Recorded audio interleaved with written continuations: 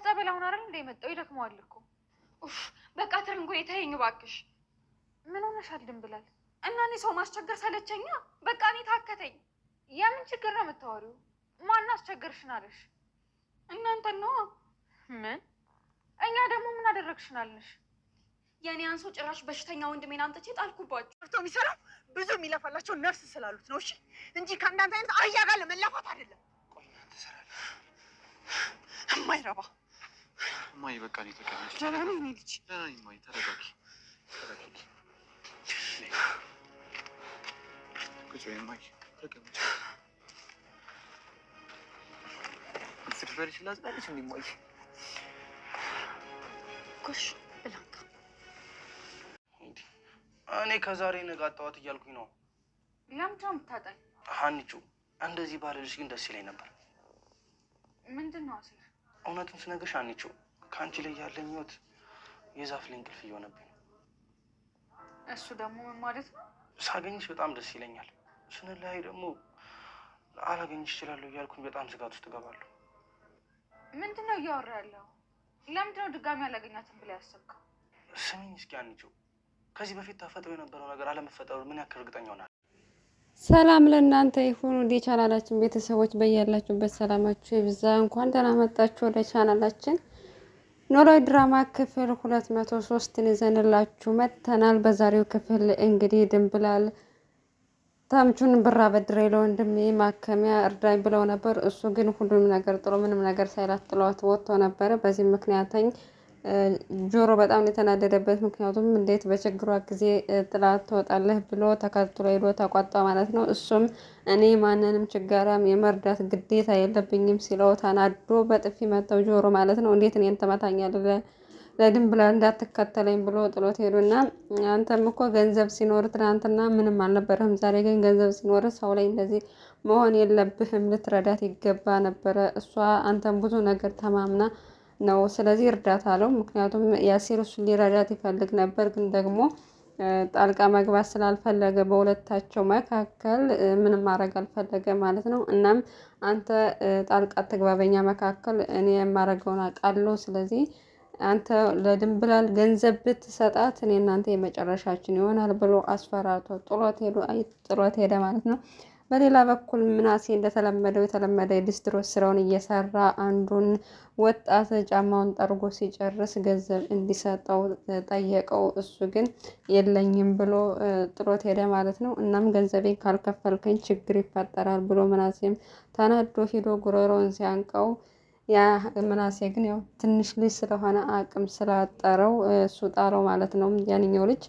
እናም በዚህ አጋጣሚ ወይዘሮ ሜላት ስራ እንዳገኘች ለልጇ ልትናገር ወደ እሱ እየሄደች እያለ ልጇን መሬት ላይ ጥሎ እየደበደበው አገኘች ማለት ነው። እናም ተናዳ ሄዳ ልጁን አንገቱን አንቃ ልጅን እንዴት እንደዚህ መጫወቻ ታደርጋለህ? ምንድን ነው ምናምን ስትለው ገንዘቤን ወስዶ አልሰጥም ብሎኛል፣ የሰራውበትን ገንዘቤን አልሰጥም ስላለኝ ነው ሲላተኝ በጣም ተናደው ጉሮሮውን አንቃ የልጇን ገንዘብ አስመልሳለች ማለት ነው። ጀግና እናት ናት። እናም ምንድነው የተፈጠረው ብላ ለመጠየቅ ሞከረችው። ልጁም ስለፈራት ወይዘሮ ሜላትን ስለፈራት ገንዘቡን ሰጥቷት ሄደ። እና እማዬ ምን ልታረጊ መተሽ ነው ብሎ ሲጠይቃተኛው ስራ ስለጀመርኩ ልነግርህ ነው የመጣሁት ምናምን ብላ ነገረችው። እና የድርጅት ስራ እንደተቀጠረች ከዚህ በፊት ከእሷ ጋር ሲሰራ የነበረው ሰራተኛ የራሱን ድርጅት ስለመሰረተ ከእሱ ጋር ሊሰራ እንደሆነ ነገረችው። በእርግጥ ባለፈው እንደዛ ስለወሸቻችው ልጆቹ አሁን ላይ እያመኗት አልነበረም። ነገር ግን ምላ በመጨረሻም አስረድተው በጣም ደስ ብሏቸዋል። እናም ይህን ስራ እንዲቀጥል አልፈለገችም ማለት ነው ይህኛውን ስራ። በሌላ በኩል ድንብላል ወንድሟን እያስታመመች ትገኛለች። ዋና ወይዘሮ ሜላት ቤት ነው ያለችው አሁንም ሌላ መሄጃ ስለሌላቸው። እናም ስለተፈጠረው ነገር ማን ነው ባለፈው የመጡት ልጆች እና ማን ናቸው? ለምንድን ነው ገንዘብ የጠየቅሻቸው ብሎ ጠየቃት ወንድሟ ማለት ነው። እናም የወደፊት ባሌ ነው ብላ ነገረችው። እናም ለምን እንደኛ ቀድመሽ እጮኛሽ መሆኑን ሳታሳውቂም ብሎ ነገራት። እሷ ግን እኛው እዚህ ሀገር እንደዛ ብሎ ብዙ ጊዜ ቤተሰብ አያውቅም፣ ዝም ብለን ነው የምንጋባው ምናምን ብላ እናም በሱ በጣም እንደተናደደችበት ነው የነገረችው። እናም ወንድሟን እንግዲህ የሚያሳክምላት እየፈለገች ነው፣ ግን ሁለታቸውም ለመርዳት አልቻሉም። ማለት በምን ምክንያት እንደሆነ ባይታወቅም ተምቹ መጀመሪያ ላይ ስትጠይቀው ገንዘቡን አልሰጥሽም ስላላት በጣም ታናዳለች። ያው እዛ ቤትም በመኖሯ ልጁ ምግብም እሷ ናት እየሰራች የምታበለው። በዛ ላይ ደግሞ በደንብ ምግብ አይመገብላትም።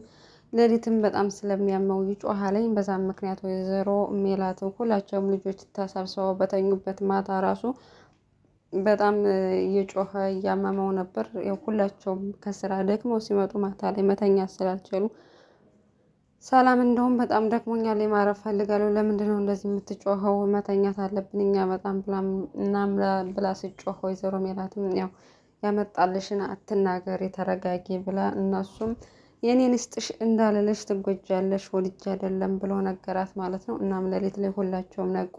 ምናሴ ብቻ ነው የተኛው። እሱ በጣም ስለደከመው አልተንቀሳቀሰም እንጂ እሱ ባመመው ቁጥር ያው ቤት ውስጥ ሲረበሹ ነው የሚያሉት እና በዚህም ምክንያት ጧት ተነስታ የሆነ ከዚህ በኋላ ሰው ላይ ሸክም መሆን የለብንም መሄድ አለብን ብላለች ለወንድሟ። እና የት እንደሚሄዱ ሲጠይቃት ያው የት እንደምንሄድ አናውቅም፣ ግን ደግሞ ከዚህ በላይ ከእነሱ ላይ ሸክም መሆን አልፈልግም። ማታ ላይ እንደዛ ሲናገሩ አልሰማኸው ወይ?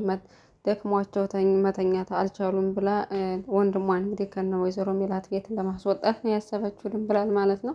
በሌላ በኩል ሀኒቾ ሰላሚናን ለማየት ስራዋ ድረስ ሂዳ ነበር እና ምን ልታዘዝ ስትላት እህት ምን አለ ስትላት ቆንጆ እህት አለች ስትላት አይ እህት አልፈልግም ወንድም ይሆንልኝ እያለች እየቀለደቻት እያለ በቃ እኔ አንቺን ላይሽ ነው የመጣሁት፣ ነገር ግን ያው ብቻዬን ዝም ብዬ እንደዚህ ከመቀመጥ ሻይ አምጪልኝ አለቻት። እናም እንዳጋጣሚ ሌላ ደንበኛ መጥቶ ቁጭ ሲል እሺ አመጣልሻለሁ ግን ልታዘዝ ብላ ስትሄድ ያው ከኋላዋ መታት ማለት ነው በጥፊ። እናም በጣም ተናዳ ሀኒቾ ስታያት እህቴ ሴተኛ ዳሪ ነው እንዴ ብትመስልህ ለምን እንደዚህ ያደረክ ለምን የምትመታ ብላ ዘላ አንገቱን አነቀችው። እንደውም ሴተኛ ዳሪ የምትመስለኝ ብቻ ሳይሆን ሴተኛ ዳሪ ናት ብለው ሰላምን ሲናገራት እሷም በጥፊ ያደረግ ማጣለችው ማለት ነው። በዚህም ምክንያት እንግዲህ አለቃዋ ሲጣሉ መጥተው ስለነበረ ምንድነው የተፈጠረው ብሎ ሲጠይቃት ያው ምንድነው የተፈጠረው ብሎ ሲጠይቃተኛው በቃ ምንም አይደለም ያለ መግባባት ተፈጥሮ ነው፣ እሱ ግን እህቷን ጭራሽ አስመታችኝ ብሎ ሲናገራት ጭራሽ አንቺ መደባደብ አልበቃ ብሎ ጭራሽ ቤተሰቦችን ሁላ እያመጣች ትደባደቢያለሽ፣ ከዛሬ ጀምሮ ስራ ወጥተሻል፣ በቃ ከዚህ በኋላ አይንሽ ማየት አልፈልግም ብሎ ከስራ አባረራት ማለት ነው አልቆ። በእርግጥ ሰላም ለመደበቅ ሞክራ ነበረ፣ ግን ደግሞ አለቃዋ ከስራ አባረራት ማለት ነው። ያው እዚህ ጋር ግን በጣም የሚያናድደው ነገር ብዙ ጊዜ አሰሪዎች እንደዚህ በተለይ የሆቴል ካፌ ምናምን አሰሪዎች ደንበኛ መጥቶ ሴት ልጅ ሲተናኮት ለእሷ ከማገዝ ይልቅ የሚያግዙት ለደንበኛቸው ነው፣ ለገንዘባቸው ሲሉ ማለት ነው። በቃ ለምን ደንበኛ ተቀይሞ ሄደ እንደዚህ ብሎ ነገር አለ እንዴ? ደንበኛም ቢሆን እኮ መጥቶ ክብሩን ጠብቆ የፈለገውን ነገር ተጠቅሞ መሄድ አለበት እንጂ ያው አስተናጋጆችን መተናኮስም ሆነ ይሄንን መሳደብ ምናምን አይችልም። ግን ብዙ ጊዜ አጋጣሚ በላይፍም በፊልም ላይ የምናየው በቃ ይመጣና እሷን እንደፈለገ ይናገራታል። ከዛ ደግሞ መልሱን ሲሰጡ አስተናጋጆች የሚሰደቡት አስተናጋጆች ከስራ የሚባረሩት እነሱ ናቸው እንጂ ደንበኛ ምንም አይባልም። እና እንደዚህ አይነት ነገር ብዙ ጊዜ ይፈጠራል። በዚህ ምክንያት እንግዲህ ሰላሚና በስከ መጨረሻ ላለመተው እየታገለች ነበር፣ ለቤተሰቧ ገንዘብ ስለሚያስፈልግ። እሷ ግን ያው ስራዋን ለመተው ተገዳለች ማለት ነው። እናም ከቤት ተቀምጣለች። ወይዘሮ ሜላትም አዲስ ስራ ልትጀምር እንደሆነ ነገረቻት። እንደውም በዚህም አጋጣሚ መናሴ ከዚህ በኋላ ስራ መግባት የለብህም፣ ከዚህ በኋላ እዛ እንደዛ ስትሆን ካየሁ በኋላ ልቤ አይረጋጋም፣ አርፈህ ተቀመጥ፣ እኔ አሁን ስራ እሰራለሁ፣ የኔ ስራ ደግሞ ለቤተሰቡ በቂ የሚሆን ገቢ ይመስለኛል፣ ስለዚህ ስራ እንዳትገባ አለችው። እሱ ግን ፈቃደኛ አልሆነም።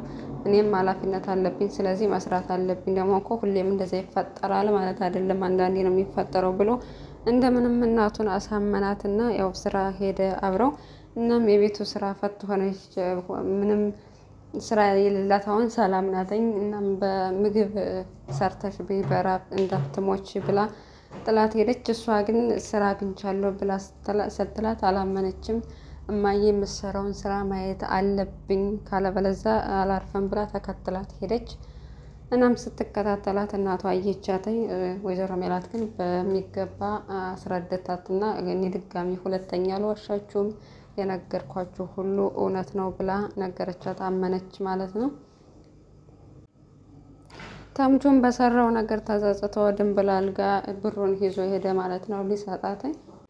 ግን ድንብላል ብሩ ለመቀበል ፈቃደኛ አይደለችበት ሲሆን አንተ ነበር አስበህ መስጠት የለብን የለምኛ አይደለም ልትሰጠኝ የሚገባ አሁን አልፈልግም ብላ አኮረፈችው ማለት ነው። እሱ ግን ያው ለመታረቅ የታገለ ነው። እስከ መጨረሻም እንግዲህ ወንድሙ አስታርቋቸዋለኝ።